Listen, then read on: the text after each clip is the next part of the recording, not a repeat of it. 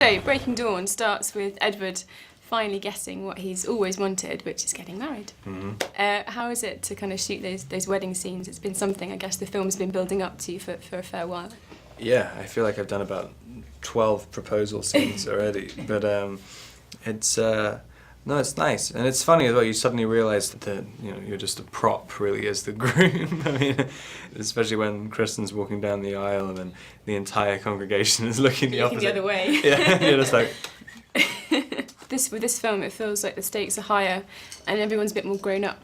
Mm-hmm. Did you feel that kind of when you entered into filming Breaking Dawn Part 1 and Part 2, that you were really kind of coming to a close and things were changing? Yeah, kind of. I mean, not really beforehand, but I mean, you realise quite quickly that it's a harder movie to play. I mean, it's Edward has to figure out who he actually is in this movie, and his ego is just completely destroyed in this movie. He realised everything that he thought he was.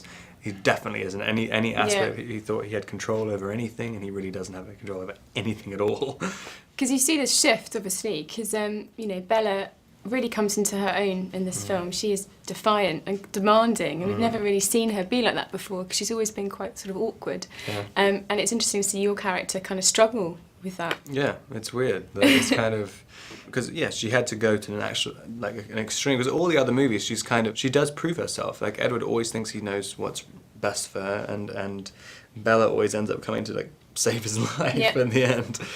And this one, it's sort of she really puts her foot down. I'm the one who loses you. You have to accept what is. You've given me no choice! Normally in a relationship would mean that's the end of the relationship, to have that kind of seismic shift in the power structure.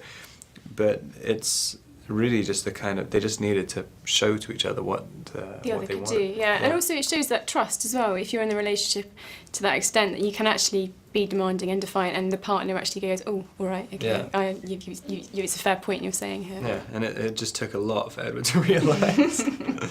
I wanted to talk about the birth scene because it's pretty intense. And quite bloody, and actually, in the book, it's pretty intense and bloody, and I feel quite pleased that Bill has kind of stayed true to that. Yeah, definitely. Was that important, do you think, that he did that? Yeah, I mean, I thought it was. If it was toned down anyway, it would have been kind of ridiculous. And it was also toned down in the movie. Like when we were shooting it, there was a dummy of Kristen, which was totally emaciated and really realistic dummy of her, and just covered in blood and gore. And I was just sort of walking, like, God, how are you going to shoot this? You can't do a master of it or anything, because it's just not going to get into PG-13. And but it was fun doing that. I mean, we shot it as if we were shooting an R-rated movie, and then it was just toned down and editing afterwards. Which interesting outtakes then. Yeah.